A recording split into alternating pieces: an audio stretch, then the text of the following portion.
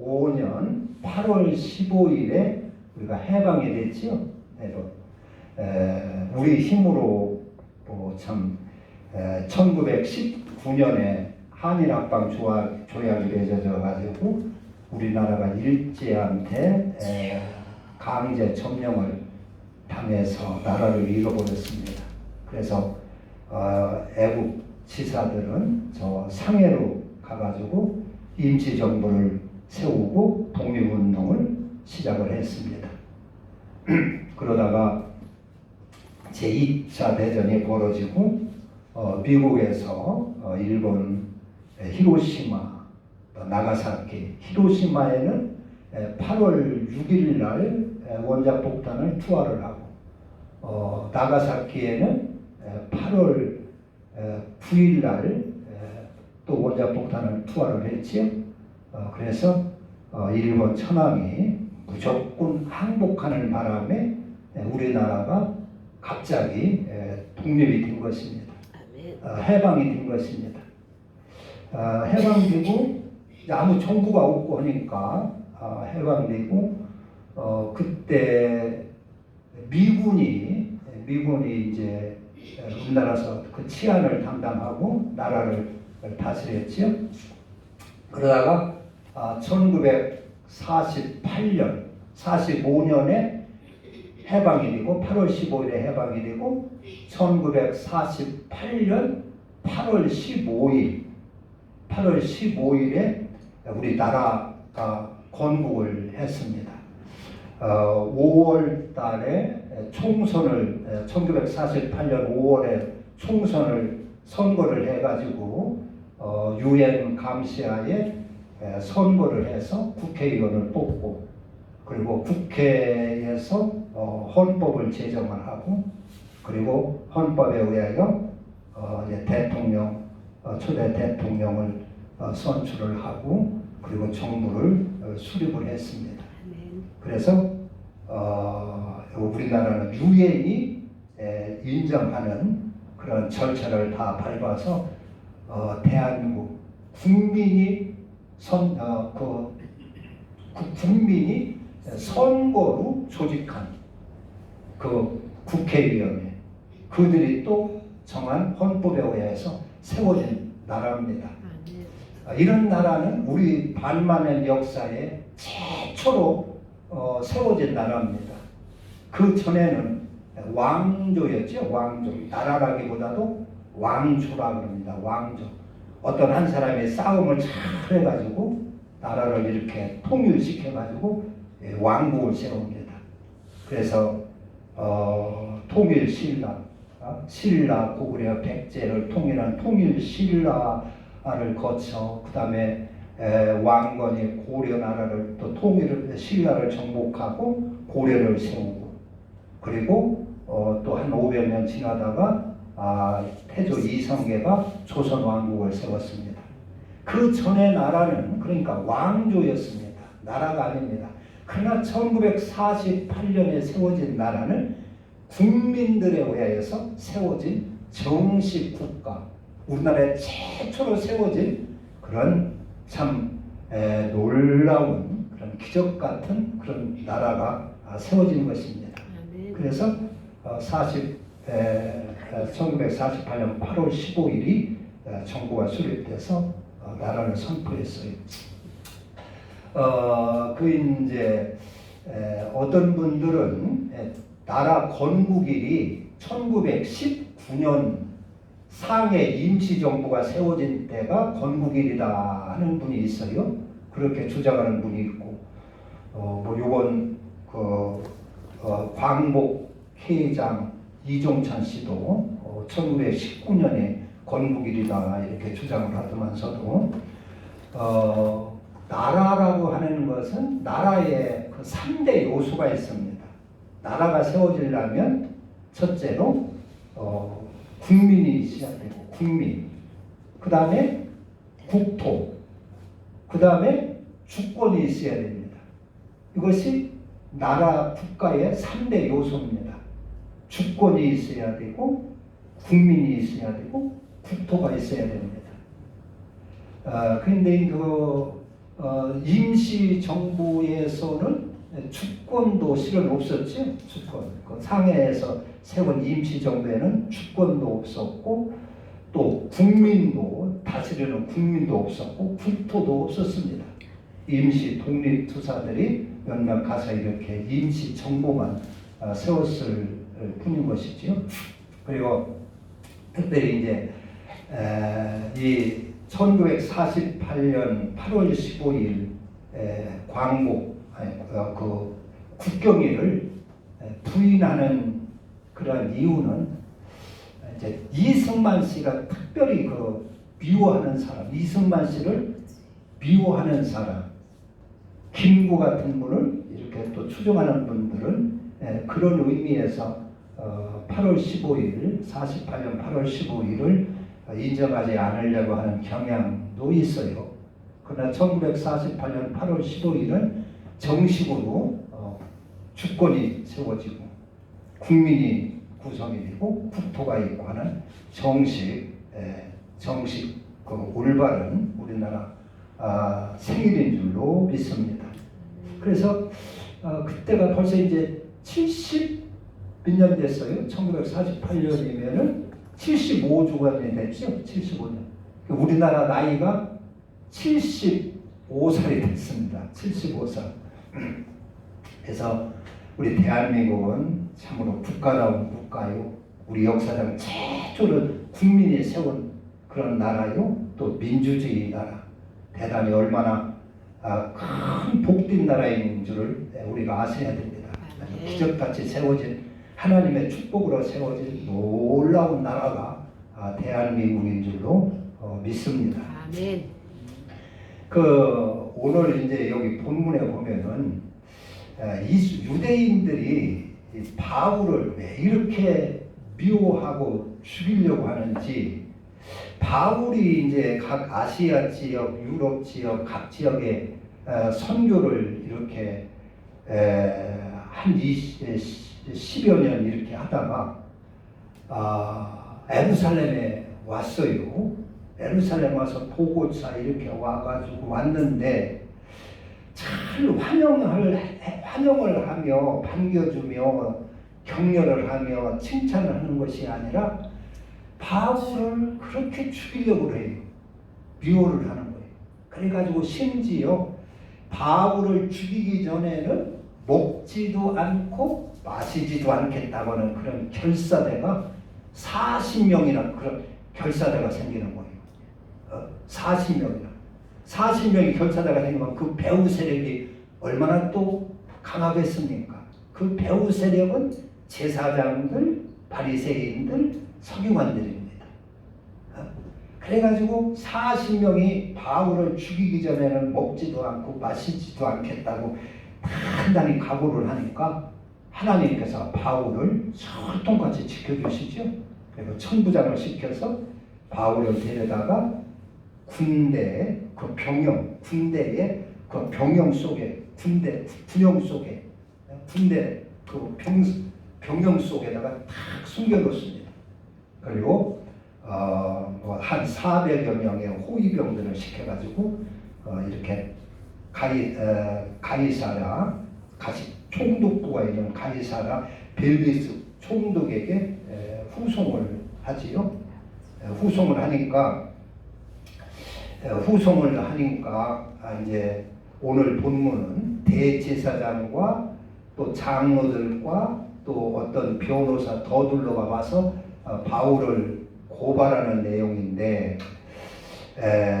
왜 이렇게 바울을 미워하고 죽이려고 하는가? 죽이려고 하는가? 우리 이 북한에서 우리 남한 지도자들을 가장 미워하는 사람이 누구일까요? 북에서 뭐 각자 있겠지만은 북에서 우리나라 지도자들 중에 가장 미움을 받는 사람이 첫째 이제 이승만 씨죠. 이승만 씨가 아니면 이승만 대통령이 아니면 그때 당시 우리나라 남한 전체도 남북한 전체가 다 김일성 밑에 공산주의로 될 텐데 이승만 대통령 때문에 공산주의가 안 됐단 말이요. 그래서 이승만을 아주 미워합니다. 또 이제 두 번째는 이제 박정희 씨를 그렇게 미워하는데, 박정희 그 시대만 해도 북이 더 잘 살았어요, 북한이.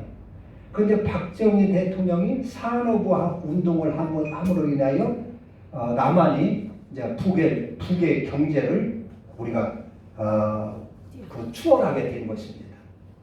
또 우리나라가 잘 살게 된 것입니다.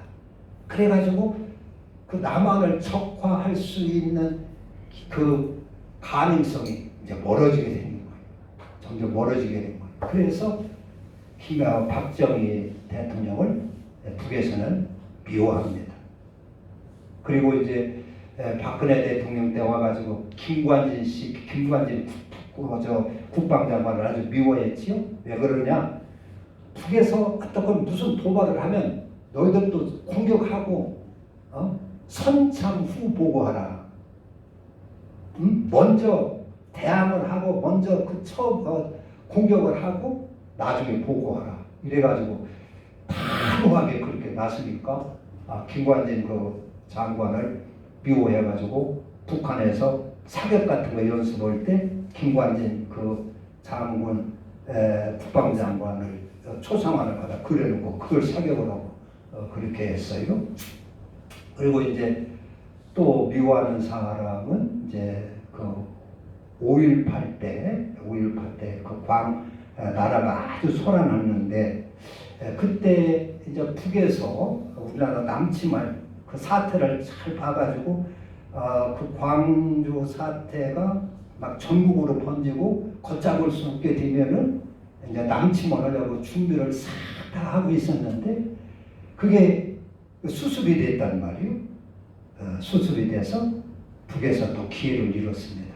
그래서 전두환 씨를 또 미워합니다.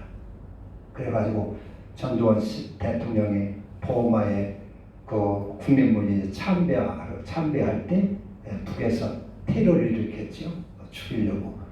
근데 시간이 조금 지체되는 바람에 전두환 대통령이 죽지를 않고 다른 여러 장관들 그때 많이 죽었습니다. 그렇게 이제 미워하는데 이 유대인들은 왜 이렇게 바울을 미워하느냐 하는 것입니다. 바울을. 그래서 바울을 죽이기 전에는 먹지도 않고 마시지도 않겠다는 것입니다.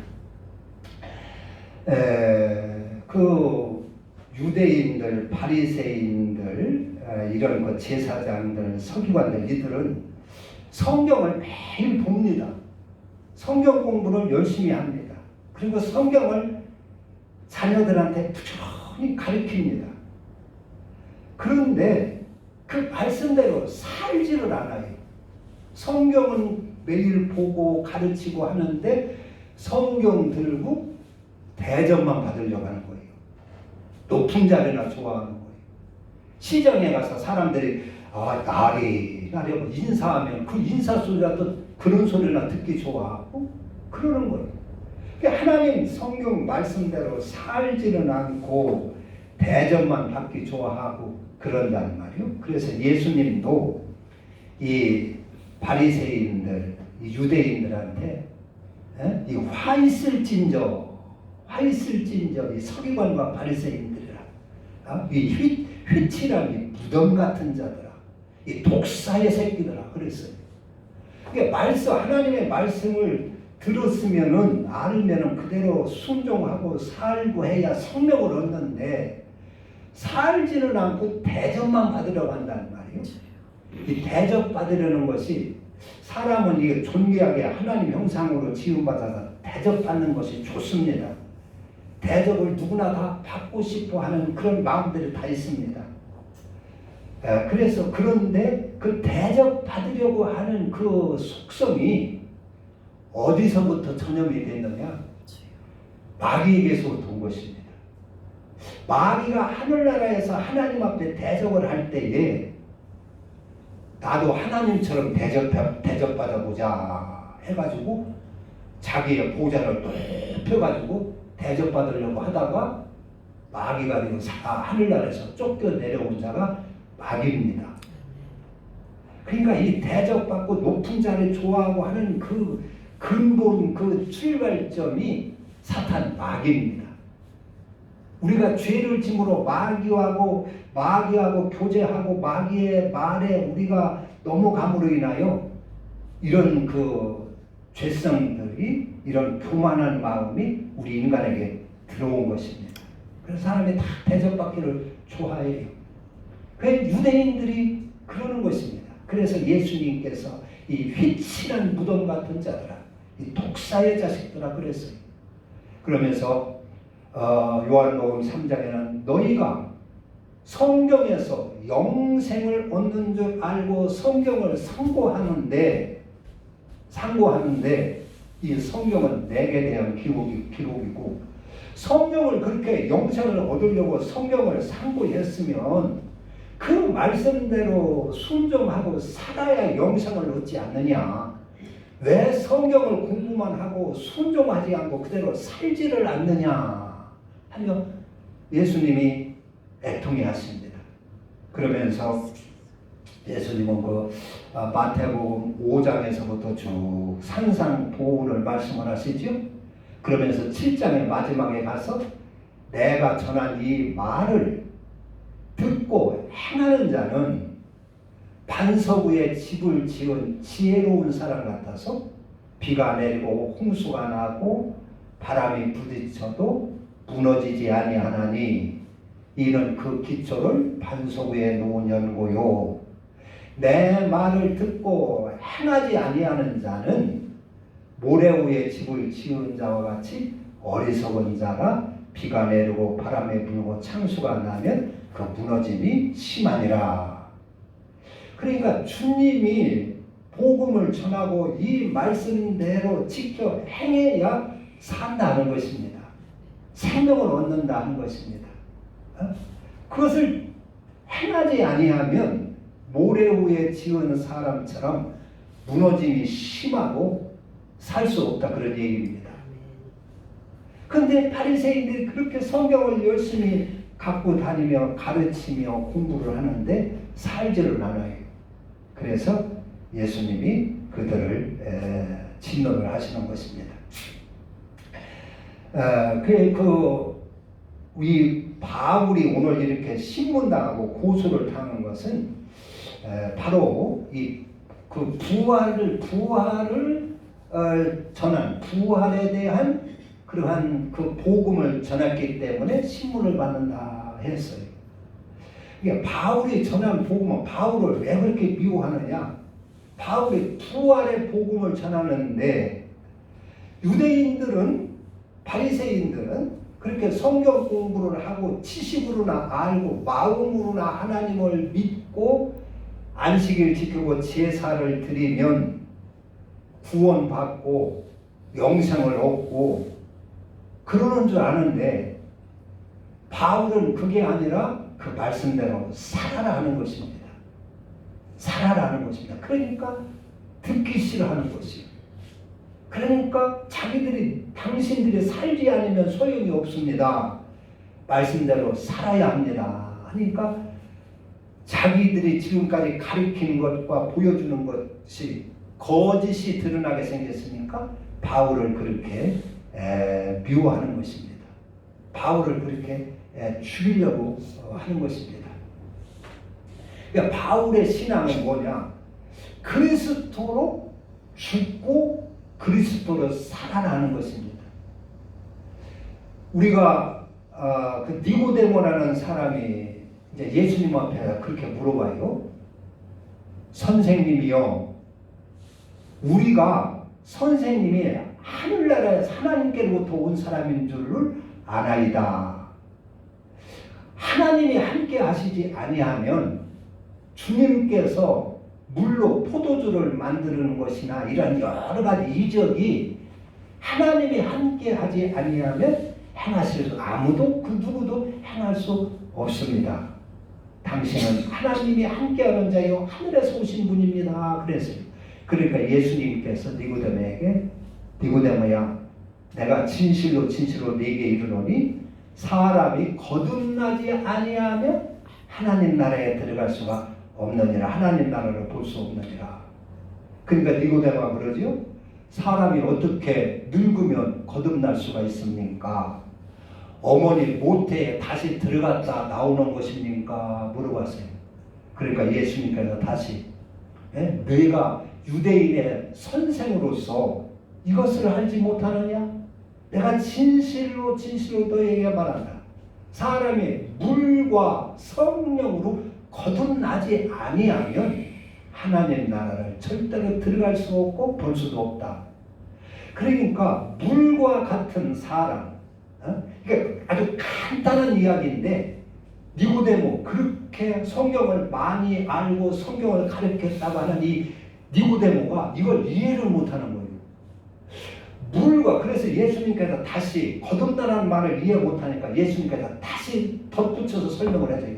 사람이 물과 성령으로 거듭나지 아니하면, 그러니까 물과 같은 사람, 물은 자기를 희생하면서 남을 유익하게 하죠.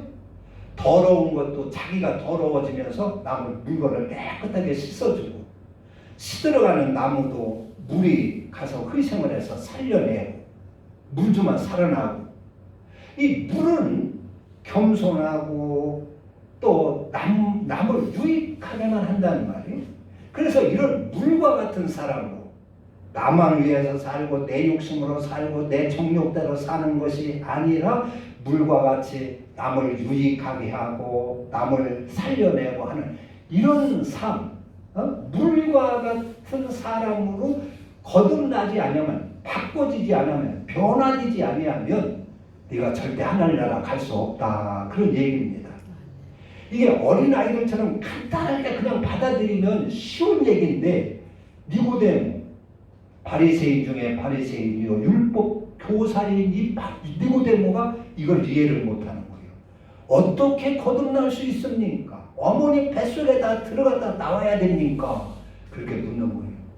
그런데 예수님이 한 말씀은 그런 얘기가 아니라 간단하고, 네가 옛날에 욕심대로 살고 네 고집대로 살고 네 정욕대로 살던 네가 물과 같은 사람으로 바꿔지면 부활을 하고 영생을 얻는다, 그런 얘기입니다. 하늘나라 간다, 그런 얘기입니다. 그러면서 그래도 이해를 못하니까 예수님께서 육으로 난 것은 육이요 영으로 난 것은 영이니라. 사람이 영으로 거듭나야 된다.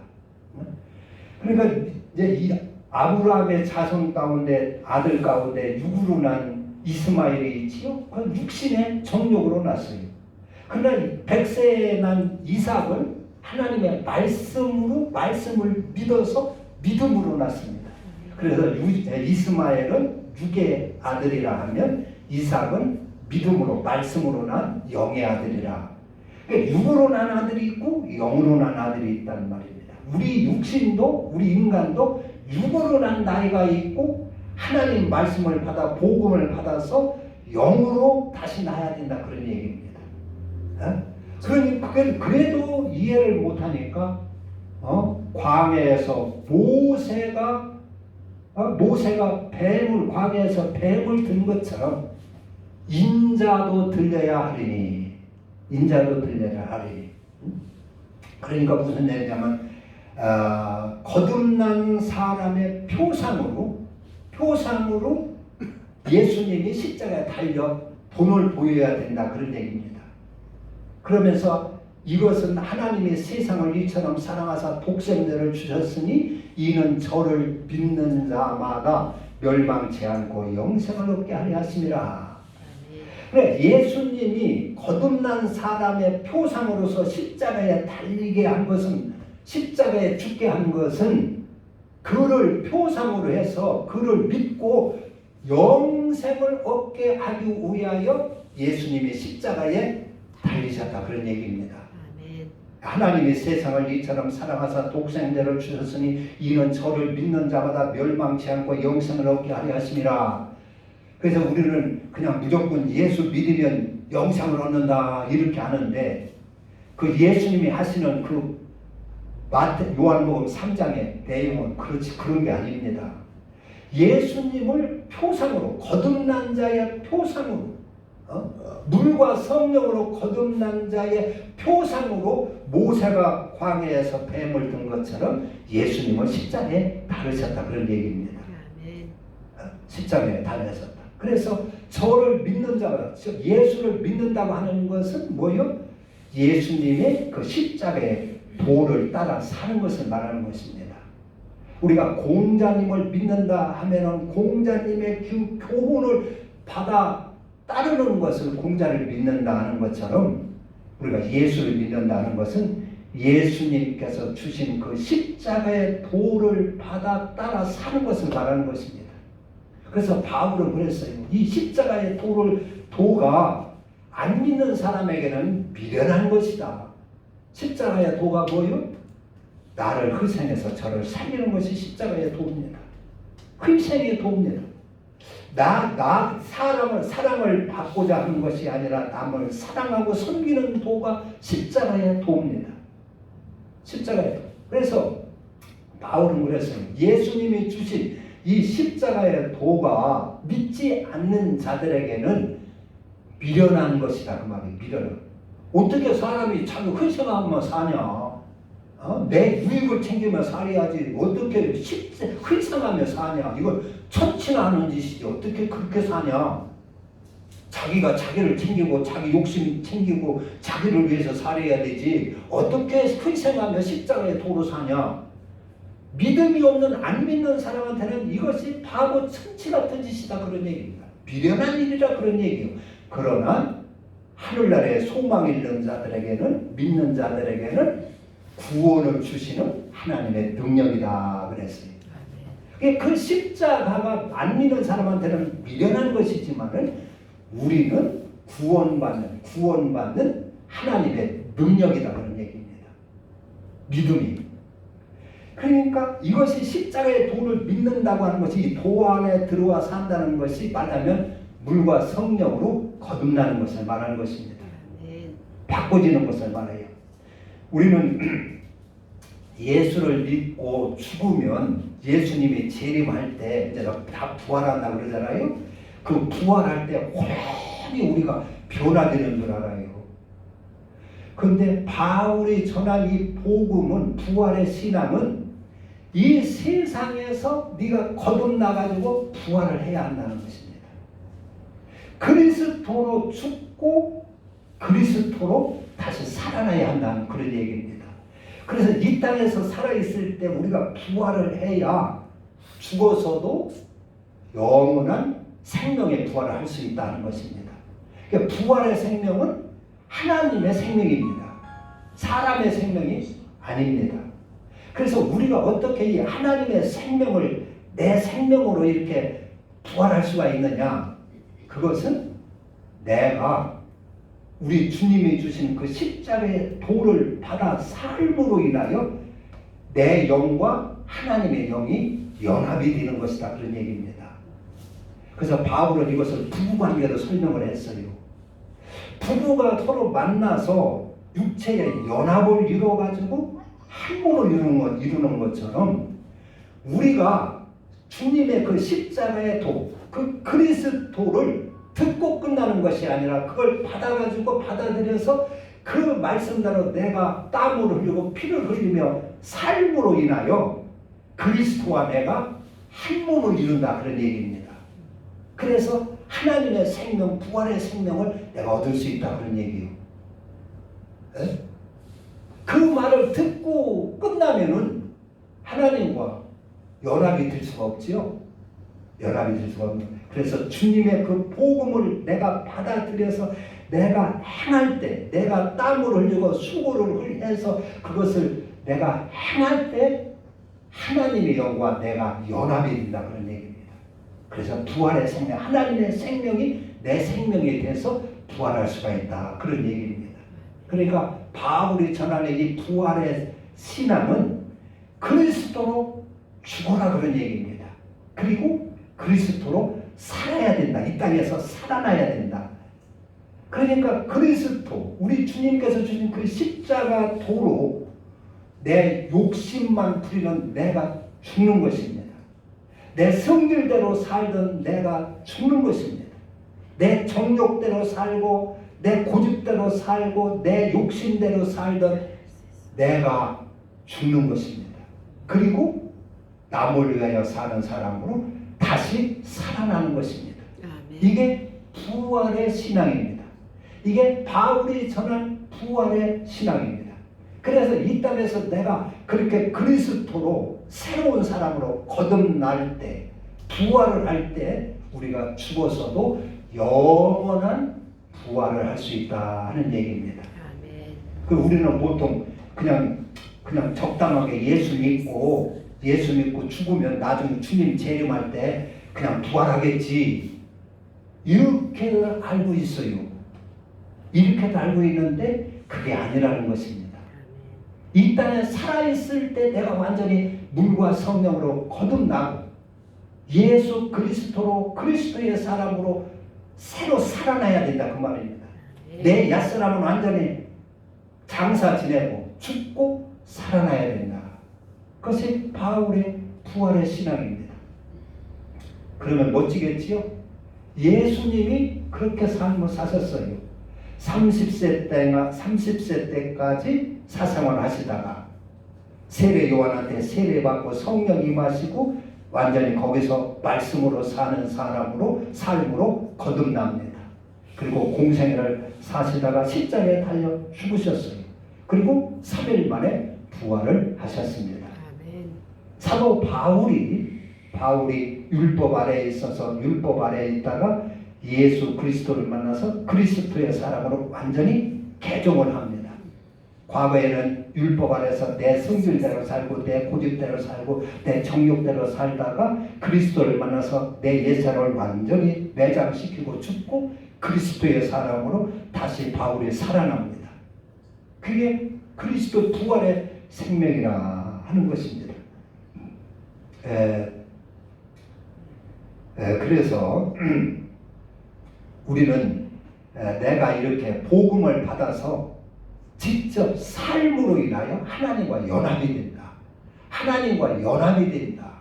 하나님의 생명으로 내가 연합이 된다 하는 것을 이해를 하셔야 됩니다. 그러니까 바리새인들은 하나님의 말씀을 듣고 끝난단 말이에요. 마음으로만 믿고 제사만 드리고 안식일만 지킨다는 말이에요. 그리고 영생을 얻었다 그런다는 말이에요. 그런데 예수님께서는 희친한 무덤이라 하는 거예요. 독사의 새끼들이라 하는 거예요. 하나님과 연합이 안 되는 것입니다. 하나님과 연합이 되려면 부부가 연합되는 것처럼 몸이 연합에 대해서 한 몸이 이루는 것처럼 우리는 하나님과 어떻게 한 몸을 이루느냐? 복음을 받아서 그 복음을 내가 땀과 피를 흘려 그 말씀을 순종함으로 인하여 하나님의 생명과 내가 연합이 된다. 하나님의 영과 내가 연합이 된다 하는 것입니다. 듣고 끝나면 안 된다. 그래서 우리가 살아 있을 때 그리스도로 죽고 그리스도로 부활을 해야 한다 하는 것입니다. 기도합니다.